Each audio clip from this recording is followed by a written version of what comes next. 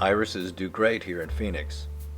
I've grown them many times, and what I'm discovering in a long life is that there's a reason why the best gardeners are old, and it's because it takes trial and error.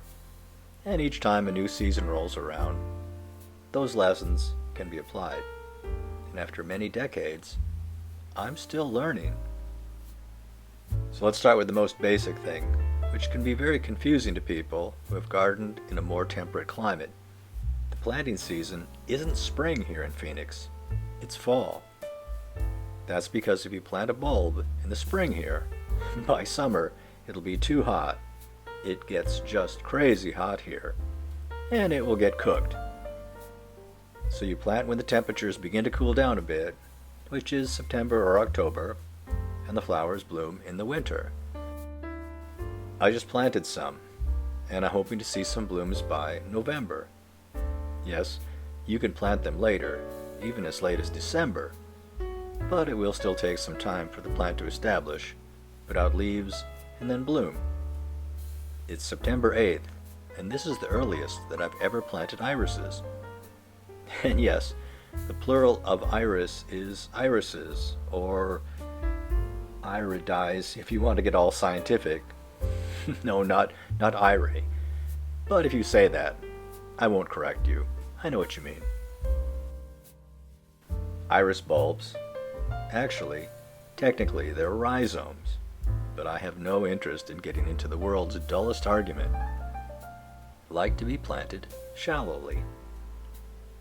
I dug a bit into the hard garden soil, filled it with some nice moisture control potting soil, and then the bulbs, okay, rhizomes, just kind of sit gently into the soil. I watered them in well and put down some mulch.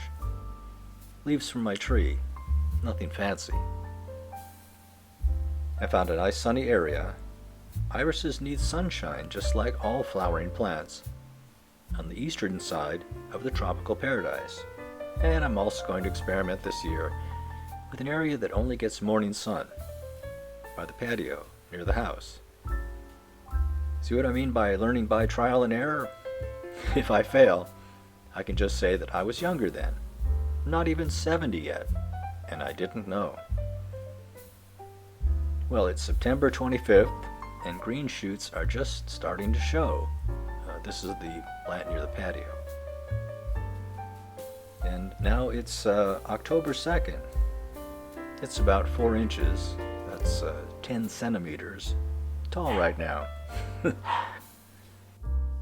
This iris plant by the patio is definitely growing the fastest, but it worries me because this is a fairly shady area, which is why it's doing so well in the heat, which continues to get near 100 degrees Fahrenheit, 37 Celsius, here in Phoenix. And my concern is that it may not get enough sunlight by winter in order to bloom. So I'm gonna see how it goes. Well, it's October 8th, and live and learn.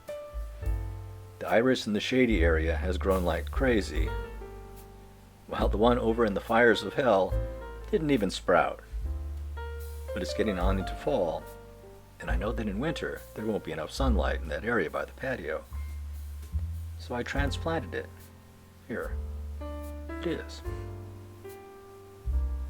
I put the unsprouted iris bulb, okay, rhizome, in this shady area, and hopefully it'll sprout, and I can transplant it to a sunnier area.